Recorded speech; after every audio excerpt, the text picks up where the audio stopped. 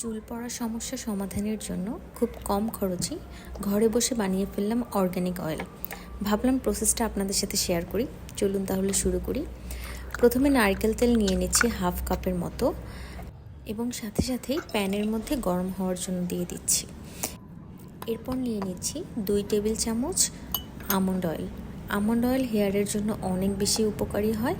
তো আমরা half cup তেলের সাথে নারকেল তেলের সাথে 2 টেবিল চামচ আমন্ড অয়েল দেব এবং সিসামি অয়েল দিয়ে দিচ্ছি। সিসামি অয়েল যেটাকে আমরা তিলের তেল হিসেবে জানি, এটাও আমরা সেম 2 টেবিল চামচের মতো দিয়ে দিব।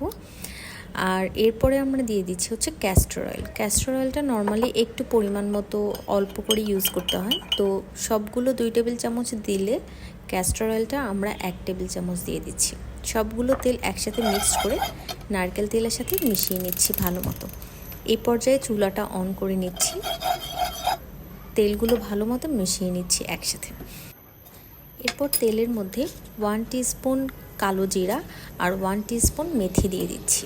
এটাও ভালো মতো মিক্সড করে নিচ্ছি তেলের মধ্যে। চুলার আঁচটা খুবই আস্তে করে রাখতে হবে। এরপর আমরা একটা পুরো পেঁয়াজ কেটে সেটা দিয়ে দিচ্ছি তেলের মধ্যে। আর বড় রসুন হলে 1 থেকে 2 কোয়া রসুন, আর ছোট রসুন হলে একটা পুরো রসুন আমরা তেলের মধ্যে দিয়ে দিচ্ছি। এবার সবার শেষে আমরা দিয়ে দিচ্ছি মোস্ট ইম্পর্ট্যান্ট ইনগ্রিডিয়েন্টস, যেটা রোজমেরি অয়েল। রোজমেরি অয়েল চুলের জন্য খুব বেশি উপকারী, যেটা হেয়ার গ্রো করতে হেল্প করে এবং হেয়ার ফল কমাতে হেল্প করে। স্ক্যাল্পের ভিতরে গিয়ে কাজ করে, যেটা আমাদের চুলের জন্য খুব বেশি উপকারী।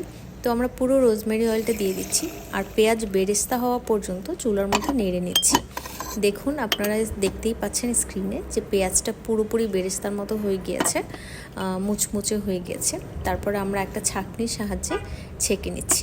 দেখুন, হাফ কাপ তেল থেকে এতটুকু তেল আমাদের বের হয়েছে।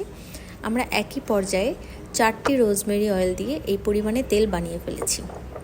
এরপর বোতলে ভরার পালা।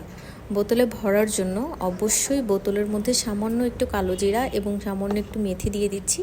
তারপরে তেলটা বোতলে রেখে দিচ্ছি। আপনারা অনেক দিন পর্যন্ত সংগ্রহ করতে পারবেন।